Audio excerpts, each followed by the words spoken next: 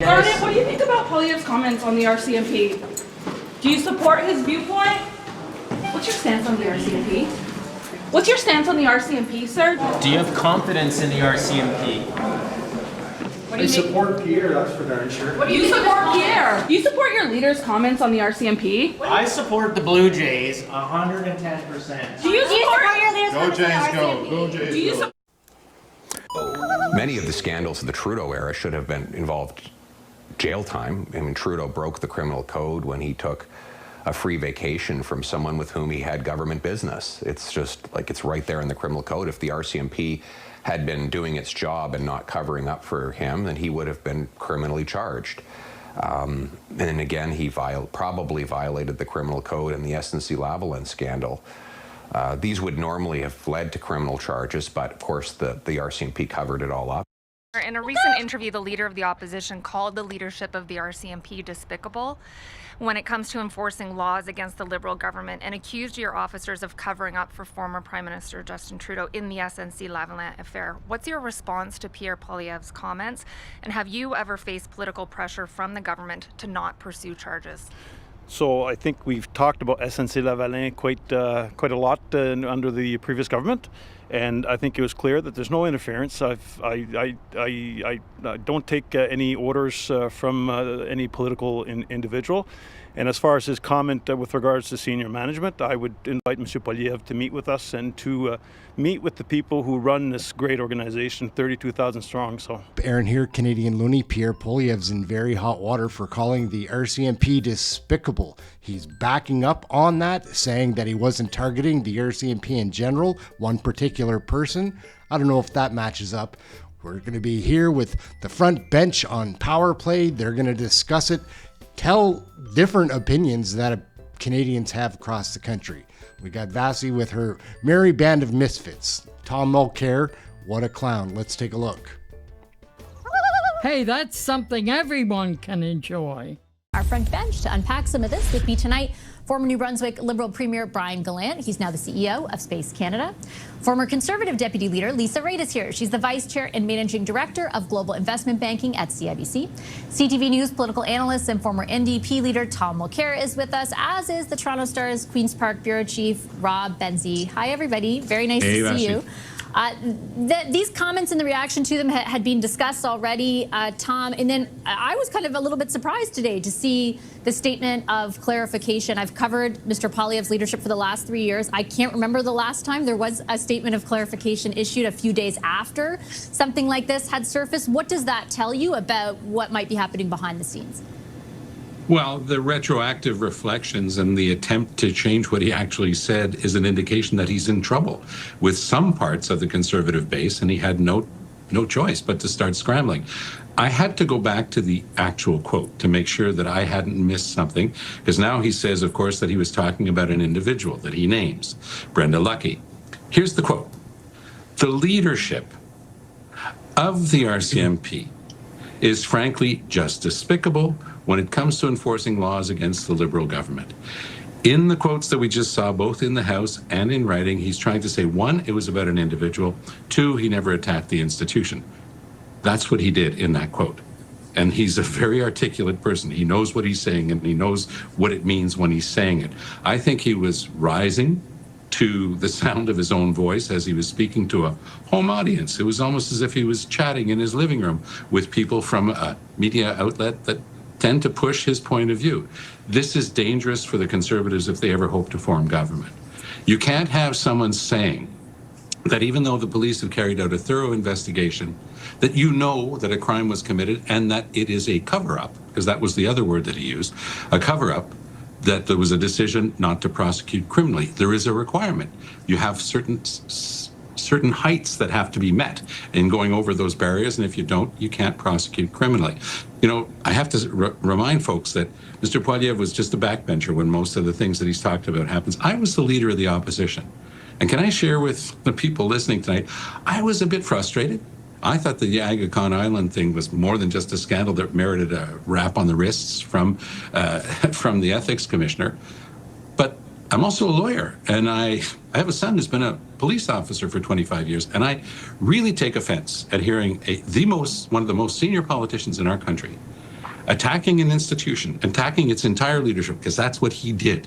He did not single out an individual in a single case. He singled out the leader. He talked about the leadership.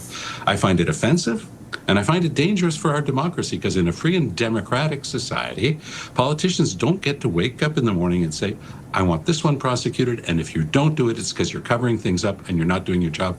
And even 9 years later, I'll attack you personally. It's bonkers, and I think he's pushed back a lot of Canadians who might have been willing to give him and the Conservatives a second look.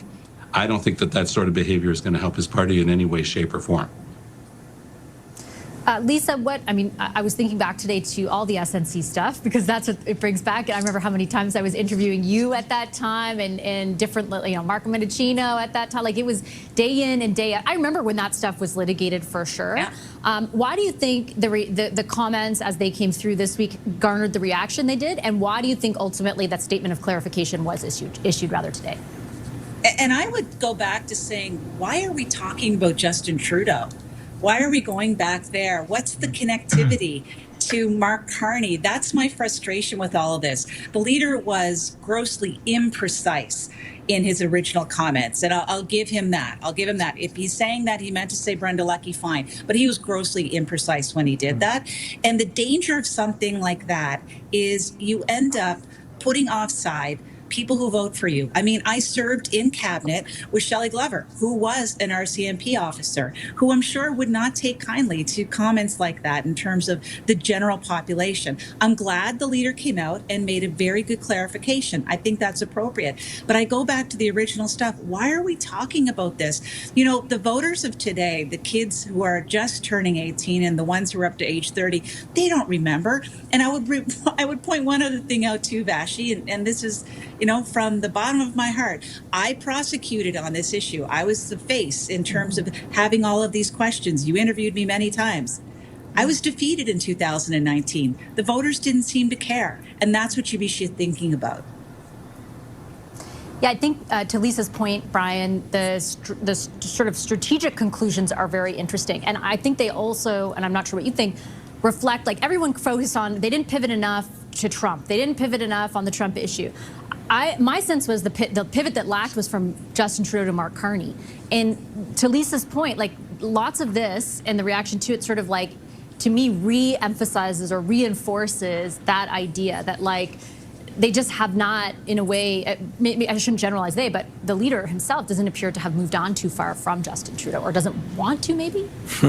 Yeah, I think that's a fair point to say, and the last point might be the most prominent in the sense he doesn't want to. We had so much success for a good, solid, year and change on going after Trudeau, going up 20 points ahead in the polls, that maybe he just hopes that he can grab some of that magic again. And look, there's a bunch of other things to consider. Carney is doing quite well. His personal brand is quite popular, so they're probably trying to figure out a way to take a few points off of that, and they think maybe by attaching him to Trudeau as much as they can, or the government and the people that are a part of power in that government, is a way to do that. Now, I'm not sure it's all about strategy in this case. I mean, sort of long-form podcasts and sort of these types of interviews, maybe he just got comfortable, as Tom kind of mentioned, and was talking to his base. So that could be it too, and it's just something that he just is actually pretty irritated about from his point of view. He thinks something more should have happened. But I will say from Tom's points, I agree a lot. I will add one thing, though, that Lisa said. I do think that it's not necessarily with the base that he's going to lose points on this. I think it's more the general public, right? It's people that will kind of say to themselves, oh, maybe it's time we give another party a chance. Some people maybe in central Canada, even in Atlantic Canada, and they see this type of thing, it's going to turn them off. And not necessarily, I think a lot of people, it's said, and I agree with, a lot of people care, obviously, about these types of institutions and RCMP officers. Specifically, my father-in-law was an RCMP officer. So the idea that we all have these sort of, ideas of people that we know, or people that are in our communities that we don't know that serve, and we feel for them, there's that component, sure. But there's also the idea of attacking the institution. And just sort of undermining these institutions. And that's certainly something we've seen a lot from Poilievre. I'm not convinced that helps him with the general public. And not necessarily that the general public are all sort of the defenders of these institutions. Some of them will have complaints about institutions, there's no question. But it just feels like a Trump tactic when you're trying to undermine institutions. And I think for the general public in a general election, that's something Poilievre and the Conservatives would want to steer completely clear of. I think even for, I mean, like, 40+% of the people who voted for the Conservatives in the last election, Benzie, a lot of them, if you look at public opinion polling, believe that the Conservatives are stronger on law and order, right? They align. I think they have the sense that the Conservatives are aligned more largely with law enforcement, right? That was their messaging last week until this podcast surfaced around all the legislation that was coming in, everything. So I would imagine that some of the pressure to put out this statement came from within caucus, right? And people who themselves felt a little bit uncomfortable with it. There are a lot of Conservatives who feel uncomfortable about it, Vashi. You and I have spoken to some of them, and Dimitri Soudis, who is the former Prime Minister Stephen Harper's Director of Communications, a close aide of the former Prime Minister, he wrote a scathing op-ed piece in the Star on Friday that was our most read story for much of the day because so many people were poring over what Dimitri had to say. Basically saying that Mr. Poilievre hasn't evolved and he's not ready for prime time. And frankly, if you want to know how that party blew a 28 percentage point lead that they enjoyed on January 1st of this year and then lost the election, their fourth consecutive defeat, it's comments like that. It goes back to the leader. His campaign team, Jenny Byrne and others, got a lot of blame. I think a lot of it unfairly, frankly. And then you see things like this and you say, you know what, maybe it was the leader. It's not the team. It's him. He's the problem. And I think, look, maybe this helps him with some fringe elements in the leadership review in January in Calgary. But Brian's right. With the general public, the folks watching your show, Vashi, these are people who believe that the Mounties are the law of the land and are enforcing the law of the land, and they're not doing the bidding of any political party. It's just a very, very Trumpian thing to say, and I don't see how it helps him, and that's why he's clarifying and scrambling the way he is. And this is the first time that we've seen him do that in the years. And he's been a very disciplined leader. I think we all can agree. He's good on his talking points. He's a bright guy, but this shows a bit of panic because he messed up. And where did he mess up? On Northern Perspectives podcast, a podcast few viewers of Power Play probably have heard of. Hey, you never know. You never know. But I do take the point. Okay. Oh, yeah. We'll wrap it up right there, gang. What do you think? Is Pierre Poilievre in hot water? Does it change your vote? Him calling the RCMP despicable and then backing up on his words? We'll have to wait and see. Sure would like another election, though. Aaron, Canadian Looney, thank you for watching this video. Everyone has an opinion about Canadian federal politics. Get yours right here. We'll catch you in the next video.